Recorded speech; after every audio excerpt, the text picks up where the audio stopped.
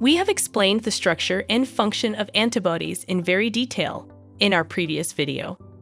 So if you want to learn, you can search on sqadia.com. But as our topic is mainly concerned with protein structure of antibody that enables it to bind with vast variety of antigen. So to understand this diversification, let's revise antibody structure briefly. We know very well that antibodies belong to immunoglobulins, or we can say that antibodies are those globulin proteins that takes part in immune defense against specific antigen. This immunoglobulin molecule is composed of 4 polypeptide chains. Among these chains, there are 2 heavy chains and 2 light chains, based on their molecular weights, that is 50 to 75 kilodalton for heavy chain and 25 kilodalton for light chain. Further, we know that these heavy and light chains are composed of variable region domains and constant region domains. The terminal of chain that ends on amino group, also known as N-terminal, give rise to variable region, while the C-terminal that ends on carboxyl group give rise to constant regions. This variable V regions of the chains constitute the antigen binding site, called fragment antigen binding or FAB region, and the C regions that contribute specialized effector functions, such as binding to cellular receptors or complement proteins, and is named as fragment crystallizable or FC region. Normally, a light chain is composed of 1 variable and 1 constant region domains, while a heavy chain is made of 1 variable and 3 or 4 constant region domains, where variable region domain is named as VH for heavy chain and VL for light chain, while constant regions are named as CH, CH2, and CH3 for heavy chain, and CL for light chain. As these variable regions determines the binding of antibody with specific antigen. So, antibody diversity is created by creating different variable region domains. And here, a molecular process that takes part is termed as gene recombination. Its advantage is that it considerably reduces the number of genes that would otherwise be needed to encode the very large number of different antibody molecules, and it reduces the amount of the genome that would otherwise be given over to genes for antibody molecules. So this was a brief revision about structure of antibody, and it was necessary to revise it, because these variable and constant regions play an important role in diversification of antibodies. Here, before going into further details, there is another concept that needs to be revised here. That is about central dogma of life. We know very well that each and every protein in our body is encoded by specific genetic sequences.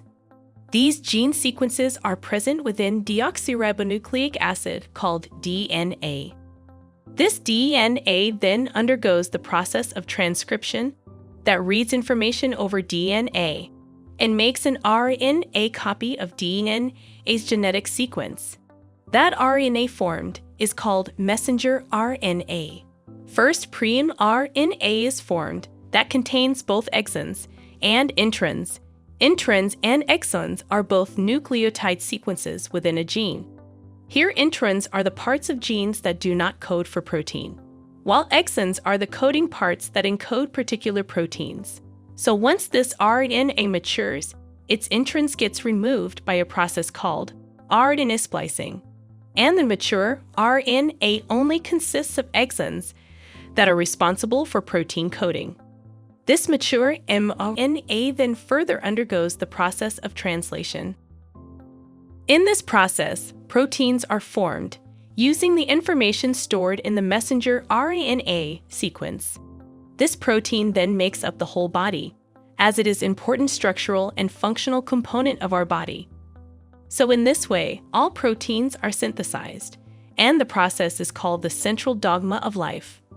This was the general basic concept that I wanted to remind you before explaining the more complex diversity of antibodies, as this is the same general principle that works here as well, such as there are gene segments present for immunoglobulin polypeptide chains at particular chromosomes.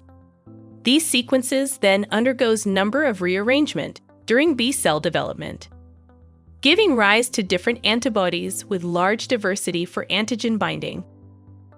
This process is called somatic hypermutation, and it occurs even in the absence of antigen to create a repertoire of potential antibody molecules that may serve as antibody receptor. So we can say during the development of B cells, the immunoglobulin gene segments are rearranged and brought next to each other to form a contiguous functional gene. Each cell has two of each of these genes, one inherited from each parent.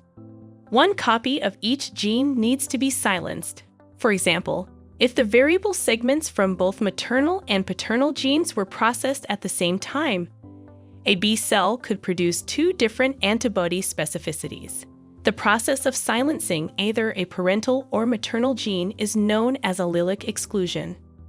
Now, these rearranged gene segments then undergoes the process of RNA splicing, where introns gets removed and only protein-coding exons left behind. These exons then translated into fully functional polypeptide chain, after translation with variable and constant regions. So, once complete light and heavy chain genes have been assembled, the immunoglobulin light and heavy chains can be synthesized, and the polypeptide chains are assembled as an immunoglobulin molecule. This molecule is either expressed at the surface of the B cell or is secreted from a differentiated B cell, also known as plasma cell.